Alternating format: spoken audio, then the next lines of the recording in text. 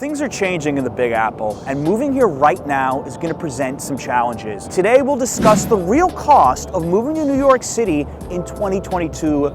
You don't want to miss it.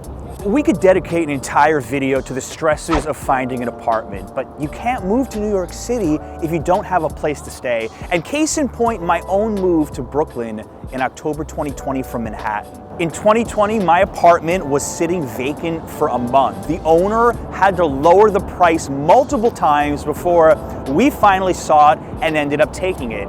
Now fast forward to the fall of 2021, 2 apartments in my building were open, and I recall watching Rutgers football and then looking outside my window at a line down the block of people interested in new apartments in Park Slope.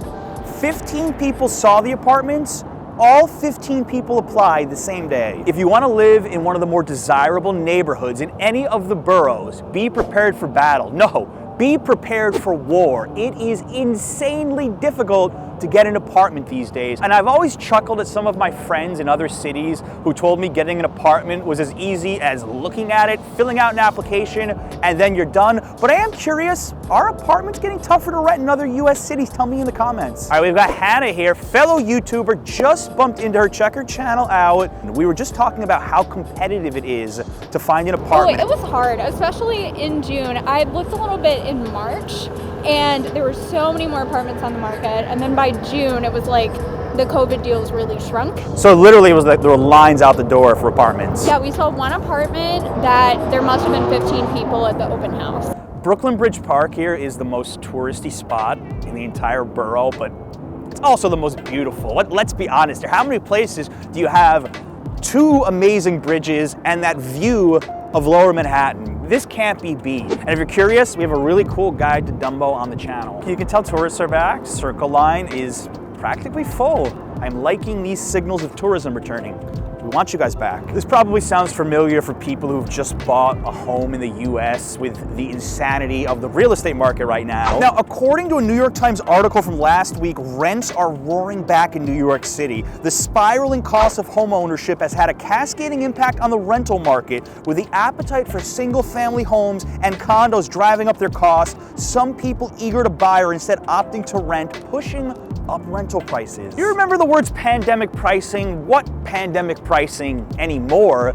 In a lot of neighborhoods, prices for rent are higher in 2022 than they were in 2019. Many, but not all, apartment owners in New York City are shrewd business people, and there's been countless reports out there of apartment prices going up over $1,000 from their pandemic price. Some property owners say they're adjusting for the booming housing market, making up for lost income and compensating for the escalating cost of utilities and property taxes. I see both sides here. The owners who have lost a lot of money the last 2 years trying to price their apartments at what they can get on the open market, and then I see the side of the people that move to apartments in neighborhoods they never could have afforded in the past, and sadly not being able to pay for them. I mean, I'm no Cash Jordan, but I've been monitoring the rental market pretty closely the last 10 years, and I've never seen it like this. Let's take my old neighborhood of Greenwich Village, for example. Let's type in any apartment, any setup in Greenwich Village, $2,500 or less, fee or no fee. You know how many apartments are available? One apartment at that price point in the neighborhood. Maybe you're thinking that's too cheap. Let's up it to $3,000 or less. 6 total apartments. We're gonna add the entire neighborhood of the West Village to this equation.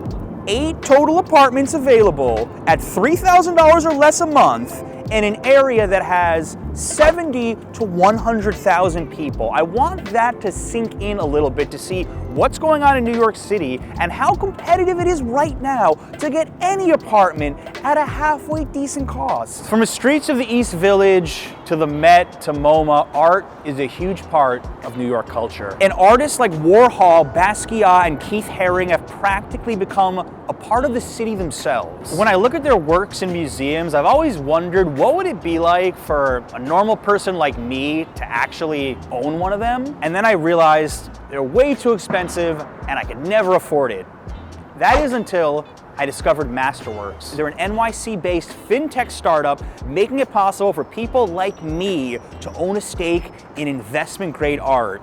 That's what the folks at Morgan Stanley call paintings by masters like Warhol and Herring. Now, thinking of art as a good investment can be difficult to wrap your head around. Masterworks lets you get the benefits of art as an investment without breaking the bank by splitting the paintings into shares, which you then purchase on their platform. It's like buying a slice of pizza instead of the whole pie. Their team of art experts analyze over 60,000 data points to find trending artists with high potential for growth. Then they purchase paintings by these artists. After they go out, buy them, you can purchase shares representing an investment in those artworks on their platform. And right now, this is the only way to add this type of art to your portfolio, short of actually going to an auction. So if you want to check them out, my subscribers get priority access. Click the link in my bio, and from the comfort of your own home, you can become a bona fide art investor. So I just filmed a video about the crime situation in New York City, and boy was I surprised how well that one did.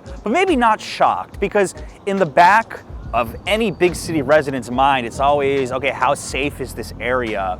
And I hope I didn't make it look like only New York City was seeing a rise in crime numbers, because it's happening in just about every single big city in the United States. Now, there's a certain advantage that native New Yorkers and longtime residents have versus you, the new transplant to the city, because they don't even flinch when it comes to their own safety. They've seen just about every situation, and I think they can get into avoidance mode much quicker than anybody else. If you move to New York City, sooner or later, you're gonna run into something that makes you uneasy, something that makes you uncomfortable. And if you move to New York from a boring suburb in northern New Jersey like I did, there's gonna be an adjustment period, because you've always gotta be aware of your surroundings. And for some people, that can be a little bit tricky, because living in a big city, you just never know. You'll have your good days, you'll have your bad days. You'll have your days where your train gets stalled on the Manhattan Bridge for 15 minutes. You see something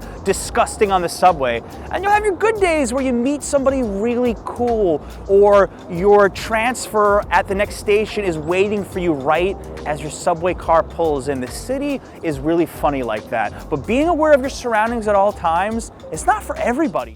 Moving here in 2022, you're coming to a city that's in the process of fully reopening. The vaccine mandate just went away 1 week ago, so now it's up to individual businesses to decide if they want to require a vaccine to eat there, and if they want to require a mask to come inside. I read a really interesting statistic in the New York Post that restaurants were back to about 75% capacity compared to pre-COVID. But showing up at the office, that's a different story. Recent data showed that just 28.6% of desks in New York City are actually occupied during the week. I love this quote. "Going to a restaurant for an amazing meal? Worth it," the person told the Post. "Commuting to sit at a desk for 8 hours when I could do that from the comfort of my own home? Not so much." Now, Mayor Adams is trying to get people to go back to the office, but most of my friends who work in those traditional settings, they have a hybrid setup, or they are fully telecommuting. The days of happy hours every evening and making friends with your coworkers, I don't know when that's gonna be a regular thing. It's very tricky, because a lot of these businesses sign long-term commercial leases to have office space, and it makes a lot of sense for them to have people come back. But the employees, I hear, they prefer telecommuting more. But when it comes to moving here for a career, there's a little something about competition within your field. And one of the great things about New York City is that there's so many type A personalities, people that are fully motivated and very inspiring. It can lead to some unhealthy competition. Take myself, I am friends with a lot of the New York City creators, and even from time to time, I will compare my numbers to theirs. Whatever your path is, whatever career field you come to New York for, don't catch yourself comparing your progress to others, because everybody's journey is different. I don't know how the rest of 2022 is going to play out, and while it's super easy to kick New York City when it's down, truth is, if you really feel like you belong here, it's your dream, you should still move, because I think there's a lot of opportunities as well with the city fully reopening and people just wanting to finally enjoy themselves. In this video right here, we talk about Manhattan versus Brooklyn, the two most popular boroughs to move to. We answer so many questions. Go check this one out.